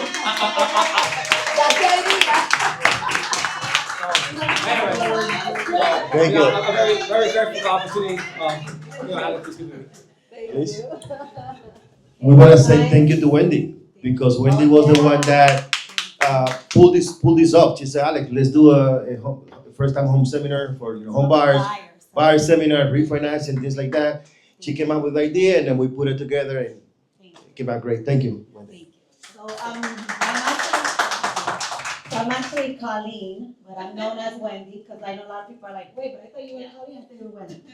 Anyway, so I didn't really start in real estate, but I always knew I wanted to do real estate because I was obsessed with houses for forever. I used to watch all these shows where they make you think it's easy, but it's not. Anyway, my background is really business administration, accounting, and then I also have a bachelor's in health services. But when I went to get a job in health services, I was underqualified because I didn't have experience, but I was overqualified because I had a bachelor. So I got very depressed, and I was like, you know what, I'm just gonna become a realtor. My son was like 2, so I thought, it would give me time to be at home with him, whatever. So now, next year, I'm gonna do 10 years that I've been a realtor. I'm also a school bus driver. And I'm also my mom's health aide, so I have 3 jobs. Well, like 4 because I'm also a wife and a mother. But anyway, yes, and to say about his story about leaving, I actually started with a broker. I came to Alex, and then I left, and literally less than a year later, I was back, and I've been back since. Thank you So that's why I for said coming once back. you leave, you Thank you always both come of you. back. It's like the Spanish saying goes, el buen hijo siempre vuelve a su casa. Así es, así es. So here I Qué am, bueno, and qué bueno. you know, I've been trying to focus more on the real estate, and one of my big problems is I don't actually brand myself enough, which I've been talking to a lot of people here today, and I think that's something that I have to work on, and I will be working on. Because I hate when my friends buy houses, and then they be like, oh shoot, I forgot you did that. So I wanna, so I wanna just brand myself more and just be out there more, and I hope everybody here, you know, you guys get your chance to buy your house, and it's a beautiful experience. So how many houses you have, Tony? I'm actually in the process of buying one. They didn't even know, only Alex knew, yeah. And Now everyone knows. Cause my inspector did my, yeah. Yeah. Yes. And you know, it's funny that you say that because every time I bump into a client, they'll be like, so where do you own a house? I'm like, I don't own. They were like, wait a minute, but you're buying me a house. How do you not own a house? But I didn't feel like there was anything out there that I wanted. And trust me, I've seen houses that your jaws will drop. I've seen houses, but I knew what I wanted. I want to be a landlord. I don't want a single family. I knew that I wanted. And I wanted something where the equity wasn't like fully out there. I wanted something where I wanted to build my equity from. Seminar will be that you're gonna teach everyone to be a landlord after you start. Oh, that's a great one. Yeah. Yes. So that will be They your have that second. coming. Yeah. But really, that's what I wanted. I knew what I wanted and I couldn't find it, but now I found it. Thank you, everybody. Ramon Parra. The secret's out. Yes, that's it. Everyone knows now you buy a house. Thank you. Put some money on that on Facebook, please. Want to make sure everyone knows. Ramon Parra has been with us for a while too. Hello, everyone. My name is Ramon Parra. You can call me Ramon Parra. My parents met in spring 1962. They dated all the way. No, we're not going that back. Oh, okay. Well, let me see. That's from real estate, right? Yeah. I've been in real estate for since 2000. I started in the mailroom at ING Klein. Before that, I had just graduated college. I had a degree in biology. And I was like, what am I going to do in life? I'm going to become an architect. So I started studying architecture, which I have a minor in now. But while I was doing that, I was also working in the mailroom and I started seeing real estate brochures. And I was like, wait a minute. These guys tell architects what to do. So, make a long story short, I got into analytics, then into management, went into management for a long time, then they introduced me to Alex. And I actually like, do you have your license? I was like, no, when's the exam? He said in 3 weeks. I was like, I have it in 3 weeks. So I got it, and here we are. Thank you, Ramon. So Ramon is being very modest because when we work together, he's the one that looks for the houses, makes the appointments, so. He makes our job He easier. makes our job a lot easier. Yeah, he's part of the team. Basically, one of the hardest part in real estate is finding the houses and making the appointments. And if we have that set up in the team, where Ramon is just on the computer trying to get those appointments set up and trying to get them approved so we can show these properties, then when he takes over, or Anna, Evelyn, Juan, one of us will go and show the houses, and then I, take care of the negotiation part. That's how we work on the team, so we all, can help the client. The whole, the whole idea about behind this is to really give a really great experience to the buyers that are coming into our office. And I know sometimes it's very hard for one agent that has 3 buyers to do all this. It's a lot. It's a lot. So basically, when we have a team, it makes it easy for everybody. You just look at sub-markets, and from there we take it, But before that, we screen the clients, of course. We ask them where they want to live, what they want, whether they want brick, sill, so forth. Yes. And we provide the service from there. So Ramon and I had a client where we showed them 72 houses. Wow. 72 How houses. many? 72. In what time frame? Yes. You know who, right? Yes. Like 8 months, right? Like Yeah. 8 months. And we have a Well, client. we kept putting offers, they kept, somebody used to win or they didn't like what they saw. It was bad, but it was 72. And I kept telling my husband, every week my husband was like, stop it, say you're not gonna work. And I'll be like, today's the last Saturday. Because in my mind I was like, damn, what if they like today's houses and I'm not there? But we did it. You made it. We did close. Yes, yes. Actually, they got two. They got They two. bought two houses in less than a year. Yeah, yeah, That's pretty good. yeah. You know who they are, Jackie? It was Jackie, right? Yeah. Jackie Dillon. I feel Chili Jackie Delano. sweating so many times. It's kind of waiting for me.